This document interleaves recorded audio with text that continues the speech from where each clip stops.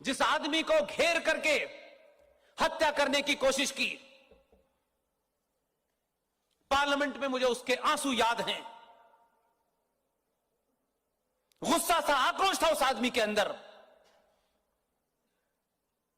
उसने अपनी बात पार्लियामेंट के सामने रखी कि मैं चुना हुआ एक सांसद हूं और सरकार मेरी हत्या करना चाहती है।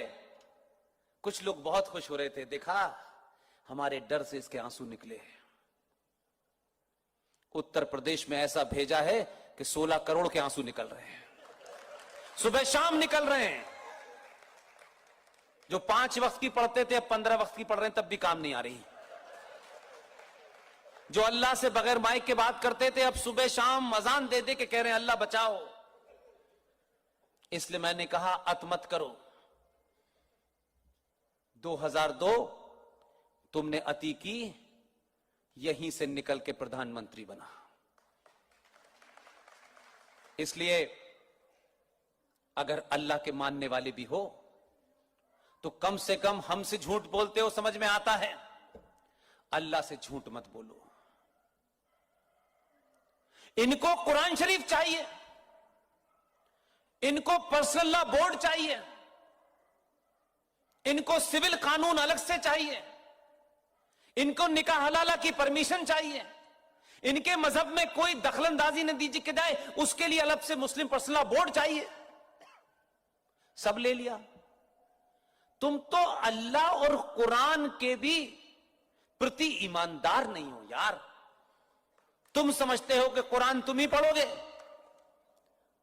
अरे कुरान थोड़ा बहुत तो हमने भी पढ़ा है, जितना पढ़ा है उतना ही काम का है, बाकी नहीं पढ़ा हमने।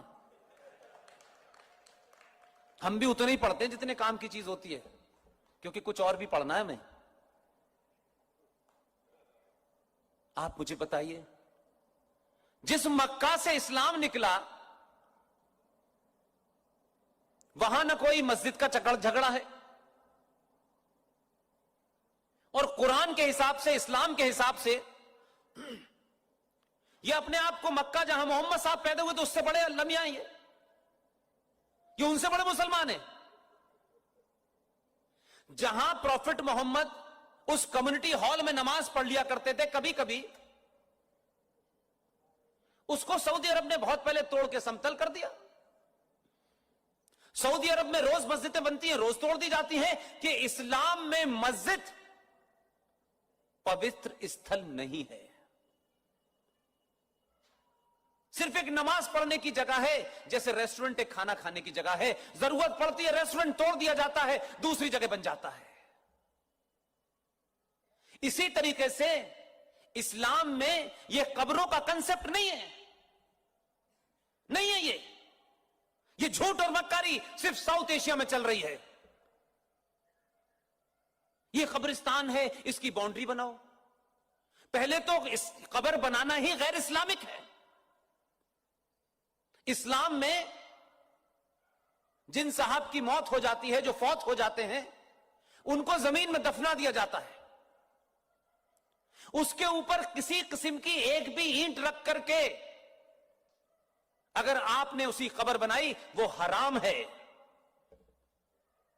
लेकिन भारत में, पाकिस्तान में, बांग्लादेश में ये एक एजेंडे के तहत है। मक्का में जरा जाइए, सऊदी अरब में जाइए, कोई कब्रिस्तान नहीं, प्रॉफिट मोहम्मद की कोई कब्र नहीं। कहां है कब्र?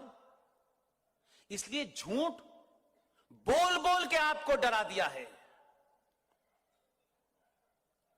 और उत्तर प्रदेश की सरकार तो महान थी, पहले भगवान कृष्ण के वंशजों की थी।